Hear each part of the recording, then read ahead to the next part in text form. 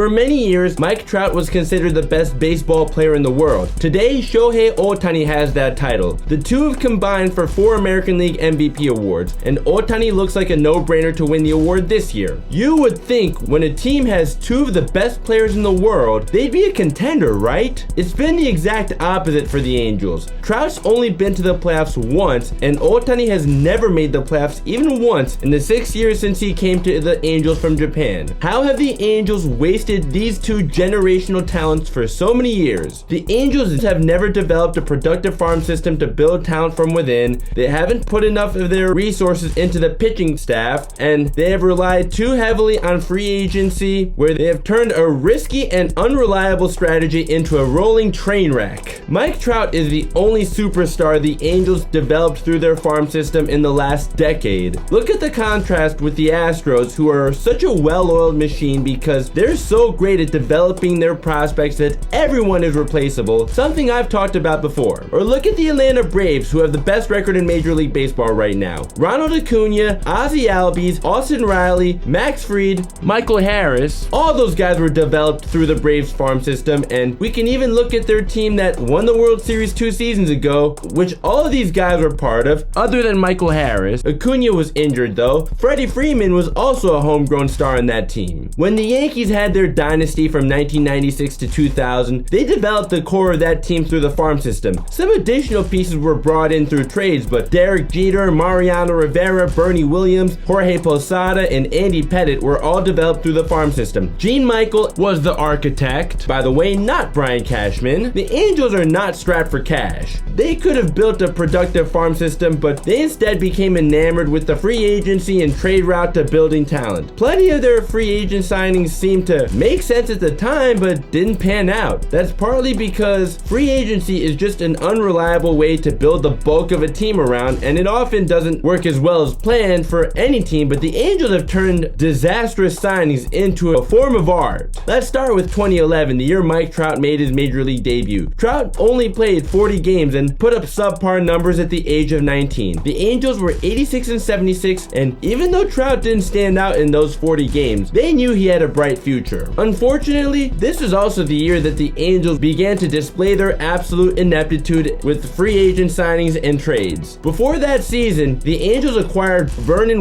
from the Toronto Blue Jays for Mike Napoli and Juan Rivera. Wells was coming off a good but not exactly the most consistent stint with the Blue Jays. He was an all-star in his final year with the Blue Jays, but he stunk in the 2 years he was with the Angels while still in his early 30s, hitting just .222 with a .667 OPS. Not only that, the Angels took on a large portion of the remainder of his contract and paid him $50.9 million over the next 4 years, and he'd only last 2 with the Angels. The Angels signed Albert Pujols to a 10-year, $254 million contract before the 2012 season. Although this turned out to be one of the worst contracts in MLB history, in the Angels' defense, Pujols was considered the best baseball player in the world at this time and helped the St. Louis Cardinals win their second World Series in his 11 years with the team. I don't remember anybody complaining about this at the time. He was entering his age 32 season at the time though, so that already made the length of his contract risky. However, I don't think anybody expected him to decline as rapidly as he did when he put on an Angels uniform. The Angels also signed CJ Wilson to a 5-year, $77 million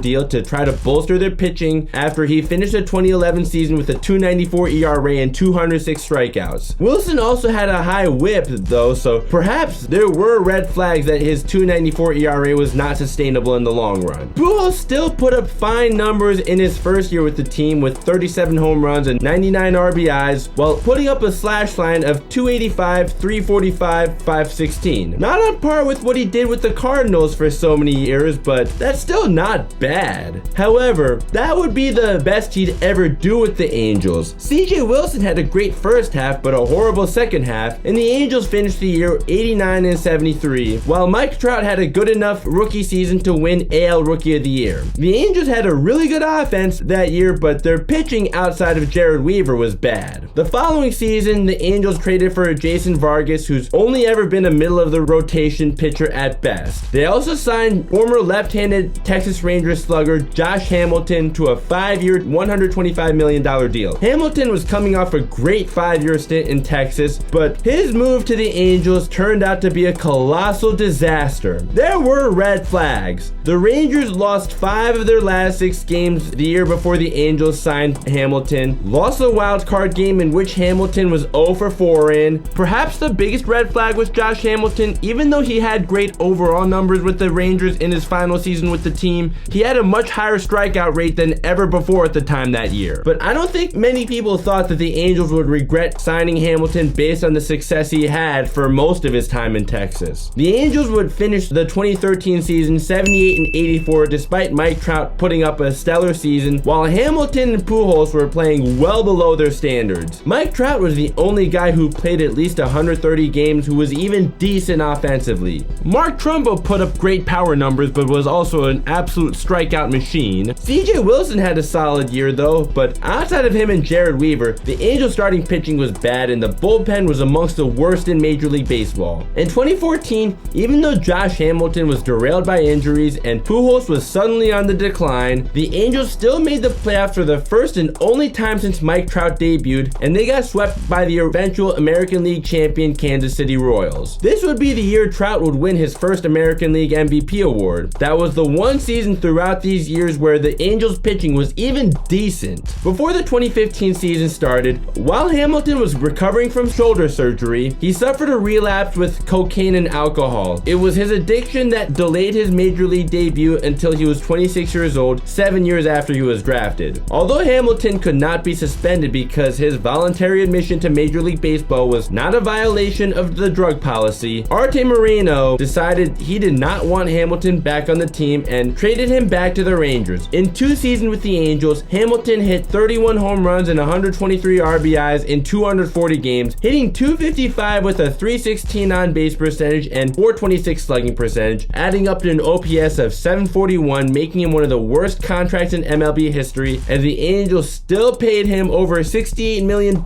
over the next 3 years to not even play for them. The Angels also didn't make any noteworthy offseason acquisitions, nor were they developing any noteworthy prospects. In 2015, Pujols had his only 40 home run season and only All-Star appearance as an Angel. However, he also hit just .244 with a .307 on-base percentage that year. The Angels took a step back, going 85-77, with Mike Trout being the only everyday player to hit over .290 or have an on-base percentage over .330. Trout hit .299 with a .402 on-base percentage to be exact, while hitting 41 home runs. Pitching-wise, Jared Weaver was on the decline, and Garrett Richards, who had a .261 ERA in 26 starts in 2014, had that go up to .365 in 32 starts in 2015. .365 isn't bad, but definitely a huge step back from what he did the previous year. Matt Shoemaker, who finished second in AL Rookie of the Year voting in 2014, was never able to duplicate his success from his rookie year due to multiple injuries from here on out. After the season, Jerry DiPoto stepped down as the Angels GM due to tensions with Mike Scioscia, who's been the manager since 2000. The Angels replaced DiPoto with Billy Epler, who wouldn't be any better. In the offseason, the Angels acquired a defensive wizard at shortstop in Andrelton Simmons. Although Simmons is one of the best defensive shortstops in recent memory, he's only ever been a decent hitter and nowhere good enough to move the needle for the Angels offense. In 2016, Mike Trout won his second MVP award while the Angels were just 74-88. Trout finally got a little bit of help in the lineup. Not a lot, as the Angels were just 20th in runs scored. They got Yunel Escobar, who didn't hit for power but hit .304 with a .355 on base percentage. The real problem with Escobar was his defense, leading the league with 14 throwing errors and having negative defensive metrics across the board. In the offseason going into the 2017 season, the Angels' biggest move was bringing in Martin Maldonado, and he was good enough defensively to win a Gold Glove that year, but couldn't even hit above .230 or have an on-base percentage above .280 during his time with the Angels. On August 31st, 2017, the Angels acquired Justin Upton, a 4-time All-Star from the Detroit Tigers. Upton re-signed with the Angels on a 5-year, $106 million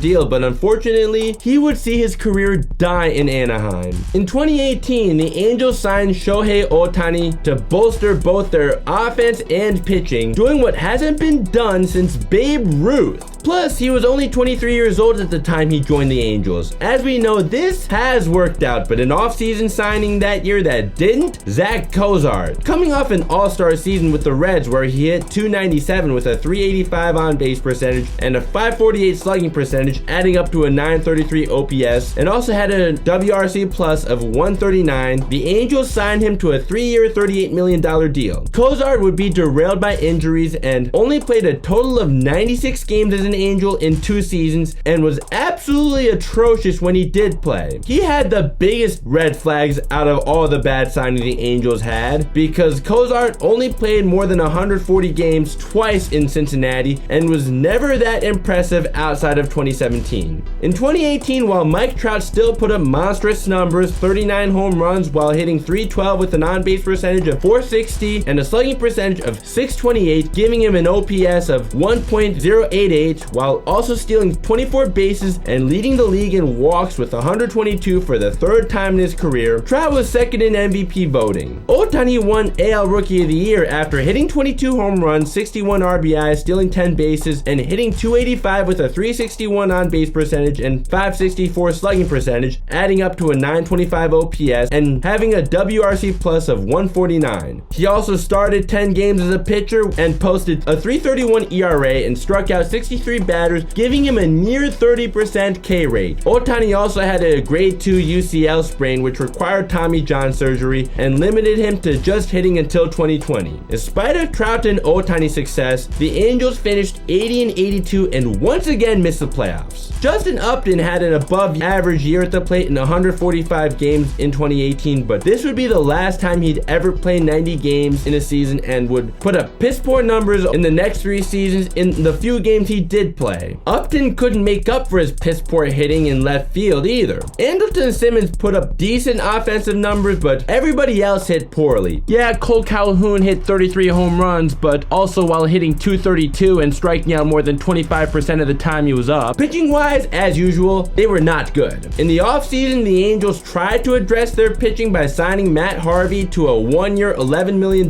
deal, but they signed him a few years too late. Harvey was great with the Mets in the past, but the Angels decided to take their chances on him while he already proved to be a shell of his old self, only for him to have a .750 ERA, suffer a back injury, and get DFA'd before the season ended. In 2019, Ohtani missed the first month of the season, but as a full-time DH, he hit .286 with a .343 on-base percentage and a .505 slugging percentage, giving him an OPS of .848, and he hit 18 home runs and 61 RBIs while stealing 12 bases. Mike Trout won his 3rd MVP award after hitting a career-high 45 home runs, juice balls helped, but okay, and 104 RBIs while hitting .291 with a .438 on-base percentage and .645 slugging percentage, adding up to a 1.083 OPS and a WRC plus of 177. The Angels actually got some offensive productivity out of David Fletcher that year, a guy the Angels actually brought up from the farm system, which they haven't done much of outside of Mike Trout. However, the pitching was terrible, going from a team ERA of .415 in 2018 to .512 in 2019. The defense was subpar, and with a below-average offense outside of Trout, Fletcher, and Ohtani, the Angels would once again miss the playoffs with a 72-90 record. After the 2019 season, in which Mike Trout won his 3rd MVP award despite another losing season, the Angels signed Anthony Rendon to a 7-year, $245 million deal after he led Major League Baseball in RBIs, finished 3rd in National League MVP voting, and helped the Washington Nationals win their first World Series in franchise history. The belief at the time was that Mike Trout finally had someone else in the lineup besides Ohtani that can hit, but this would turn out to be yet another unprecedented disaster. After only being on the IL once throughout his tenure with the Nationals, Rendon has yet to play 60 games in a season for the Angels out of the 4 he's been with the team, and hit more home runs in 2019 alone than he had with the Angels in 4 years combined. Rendon had a great 2020 season in the shortened 60-game season, but from that point on, everything went way south, and at 33 years old now, I doubt he'll go back to his old self.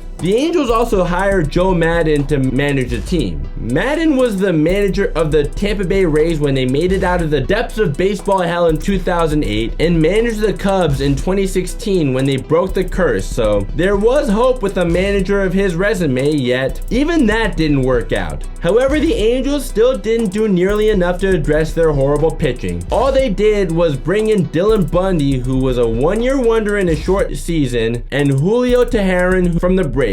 Teheran was great in 2014 and 16, otherwise pedestrian at best, and in 2020 he had an ERA over 10. As we know, the 2020 season was shortened to just 60 games because of the COVID pandemic. Trout and Rendon played great in the 60-game season, but Ohtani did not. Ohtani made 2 starts as a pitcher, and he was just as bad, if not worse, than what he was as a hitter, just in a much smaller sample size. The starting pitching outside of Dylan Bundy was not very good. The team ERA only went down by .03, and the Angels once again missed the playoffs with a 26-34 record, even with the playoffs expanded to 8 teams per league instead of 5. After the season ended, the Angels fired Billy Epler, who easily got too long of a leash when given 5 years to put a winning team around Mike Trout, and failed because he didn't do enough to get a competent pitching staff, couldn't develop any prospects into legitimate superstars, and instead had to rely on off-season acquisitions that would not pan out. Shohei Ohtani is the one good thing Billy Epler was able to bring to the Angels. Epler was replaced by Perry Minasian, and he hasn't been a whole lot better. On May 6, 2021, the Angels DFA'd Albert Pujols in the final year of his contract while he still had the 7th highest salary in Major League Baseball at $29 million.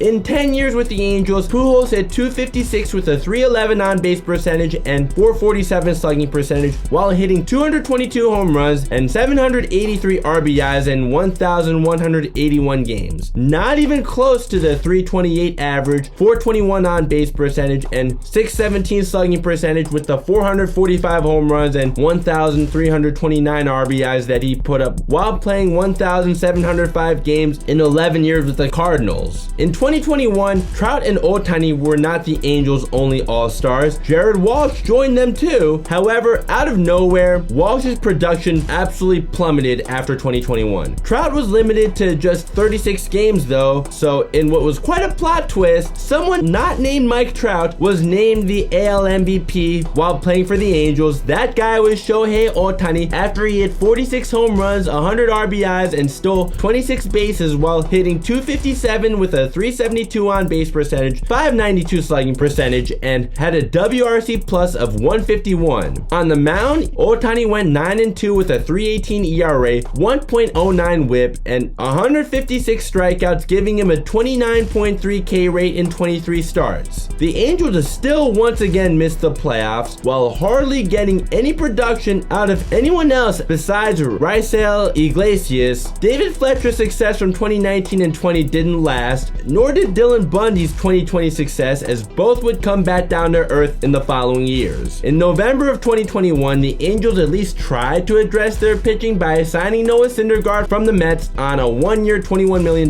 deal. If they got Syndergaard prior to when he had Tommy John surgery, this would have been a brilliant move by the Angels, as he was once an all-star and also a key part of the Mets starting rotation when they made the World Series in 2015. Unfortunately, after Tommy John surgery, Syndergaard was never the same again and didn't last a whole season with the Angels. In 2022, the Angels got off to a good start, but after they lost 14 straight games, they fired Joe Maddon and replaced him with Phil Nevin. Trout's injury problems continued as he was limited to 119 games. He put up solid numbers when healthy though, a slash line of .283, .369, .630, giving him an OPS of .999 with a WRC plus of 176, and he hit 40 home runs and 80 RBIs. Ohtani was second in MVP voting after he put up 34 home runs and 95 RBIs with a slash line of .273, .356, .519, giving him an OPS of .875 and a WRC plus of 142. And on the mound, he posted a career best .233 ERA and 1.012 WHIP, while also striking out over 200 batters for the first time in his career. However, the bullpen, with the exception of a few, was once again not good. The defense was below average, and the Angels still had a below average offense, even with Trout and Ohtani getting some help from Taylor Ward having a career year at the plate, and as a result, they had yet another losing season.